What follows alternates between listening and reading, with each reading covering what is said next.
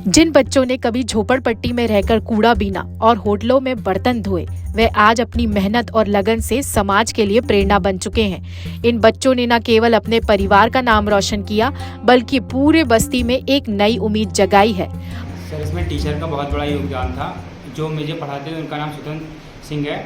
वो मेरे ऊपर बहुत मेहनत करते थे और अब ऐसा भी होता था वो टेस्ट भी लेते थे तो बहुत अच्छे नंबर नहीं आते थे, तो उन्होंने मुझे काफ़ी सारे आइडियाज़ बताए कि कैसे करना है, तो मैं उसको फॉलो करता रहा और फॉलो करते करते फिर मैं धीरे धीरे यहाँ पे भी अच्छे नंबर आने लगे। फिर उसके बाद मैं प्रैक्टिस करता रहा और फिर उसके बाद क्या आपके परिवार का क्या माहौल रहता जहाँ आप पढ़ाई नहीं कर सकते, आना पड़ा आपको? मैं भी एक बस्ती में ही रहता हूँ और मेरे घर का भी माहौल बहुत अच्छा नहीं रहता। ऐसा होता है कि कभी कभी पापा रात को ड्रिंक करके चले जाते हैं तो घर का माहौल पूरा बिगड़ जाता है, और कभी कभी रात को लाइट चली जाती, 2-3 दिन नहीं आती, तो घर में तो पढ़ाई का माहौल बिल्कुल नहीं है। इसीलिए मैं शुरुआत में ही रहता हूँ 24 घंटे, मैं घर भी नहीं जाता। नमस्ते, मेरा नाम शनि है, मैं क्लास 12 का स्टूडेंट हूँ और मेरे क्लास 12 में 70% है। 8 साल पहले ज्योति शिक्षा की संस्थान ने इन बच्चों की शिक्षा की जिम्मेदारी उठाई। यह संस्था ने इन्हें विभिन्न स्कूलों में दाखिला दिलाया और उनकी पूरी शिक्षा का खर्चा उठाया। बच्चों ने अपनी पढ़ाई मोमबत्ती की रोशनी में की और ठेले पर बैठकर अपने सपनों को साकार किया। देखिए, इस सफ़र की शुरुआत लास्ट 8 साल पहले हुई थी। शुरुआत एक जो शिक्षा की, और एक बच्ची से मिला। उसके बाद उस बच्चे से बात करने पे ये पता चला कि वो बच्ची भिक्षावृत्ति में पूरी तरह से लिप्त है। तो मुझे लगा कि हाँ, इन बच्चों के लिए हमें शिक्षा से इन बच्चियों को जोड़ना पड़ेगा, क्योंकि इनमें से ज़्यादातर ऐसे बच्चे होते हैं और ख़ासकर बच्चियाँ होती हैं जो शिक्षा से कोसों दूर होती हैं।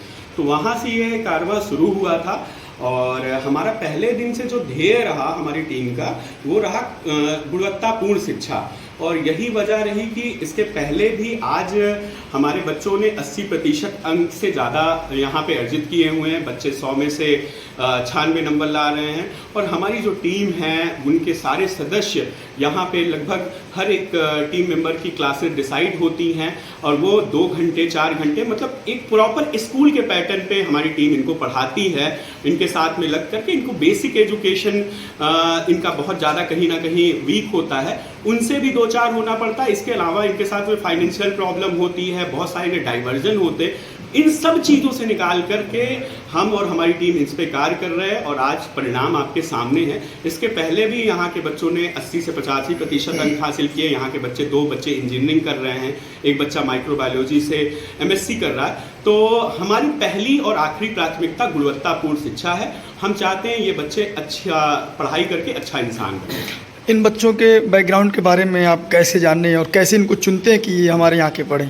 देखिए, ये जो बच्चे हैं पूर्ण रूप से जो गरीब बच्चे होते हैं, स्लम के बच्चे होते हैं, वहाँ पे हम लोग उसी के पास में जाकर के बच्चों को पढ़ाने का काम करते हैं। तो ये जो मानक होता है निर्धारित करने का, वो 8 साल पहले तो हमने निर्धारित किया था कि हाँ, जो भी अंडर प्रिविलेज बच्चे होंगे उनको हम करेंगे।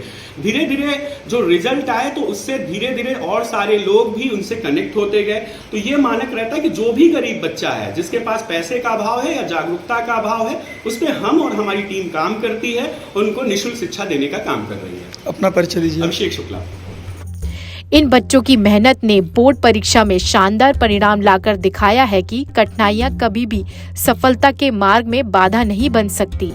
इनकी सफलता ने न केवल उनके माता पिता को गर्वित किया, बल्कि अन्य बच्चों के लिए भी शिक्षा के द्वार खोल दिए हैं। इसका पूरा श्रेय अभिषेक शुक्ला सर को जाता है, जिनकी वजह से शायद आज हम लोग इस स्टेज से पहुँचे हैं। उनकी ही वजह से शायद आज मैं जो हूँ 12th स्टैंडर्ड में पढ़ी, और उन्हीं की वजह से और उनके पूरे टीम मेंबर की वजह से, जिसमें हम लोग की क्लास हिंदी, इंग्लिश, सारी सब्जेक्ट की क्लास चलती है।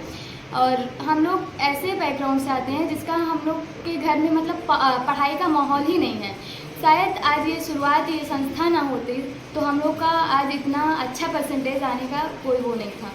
और हम लोग सोचते हैं कि हम लोग के जैसे और भी बच्चे हों, वो आगे बढ़े और इतना परसेंटेज पाएँ। आपको किस प्रकार संघर्ष करना पड़ा इतना अंक प्राप्त करने के लिए? जी, इतना अंक मैंने तो सुबह 10 बजे से यहाँ आ जाती थी और शाम को 7 बजे जाती थी, जिसमें हम लोग की क्लास भी चलती थी, प्लस सेल्फ स्टडी भी हम लोग अब खुद से करते थे। और क्लास में हमारे टीचर्स लगे हुए थे, हिंदी के अलग टीचर जैसे कि राम प्रकाश सर और इंग्लिश की अलग, जैसे कि अनुश्री घोष मैम। इसी तरह सारे टीचर्स हम लोग पे काम करते थे। आपके यहाँ परिवार में पढ़ाई का क्या माहौल रहा? घर पे मम्मी पापा लोग क्या करते हैं? मम्मी मेरी हाउसवाइफ है और पापा ऑटो ड्राइवर हैं। हम लोग के घर में पढ़ाई का तो कोई माहौल ही नहीं, क्योंकि हम लोग उस बस्ती से आते हैं जहाँ पे मतलब दूर दूर तक ही पढ़ाई नहीं है। अगर इंसान केवल रात में सेल्फ स्टडी कर सकता है तो कर ले, बाकी दिन में हम लोग के यहाँ पढ़ाई का कोई माहौल नहीं। आज हरिनगर झोपड़ी और चुंगी परेड के पास के बच्चे भी अपने भविष्य को नई दिशा देने के लिए प्रेरित हो रहे हैं। मैं शुरुआत से 8 सालों से जुड़ी हूँ, क्योंकि जो मेरे घर में है पढ़ाई का कोई माहौल नहीं है और फाइनेंशियल इशू भी रहते थे जो फैमिली हमारी पूरी नहीं कर सकती थी, और इसी वजह से हम शुरुआत से जुड़े। तो शुरुआत ने हमें इस मंच तक पहुंचाया और आगे भी भविष्य में वो पहुंचाएगा, और जितनी भी हमारी सपने हैं उनको पूरा करने में सारा योगदान शुरुआत परिवार का है। मेरा नाम कोमल है। अभी रिसेंट में मैंने 12th का एग्ज़ाम दिया जिसमें मेरा 70% आया। लोकल 18 प्रयागराज से रजनीश यादव की रिपोर्ट।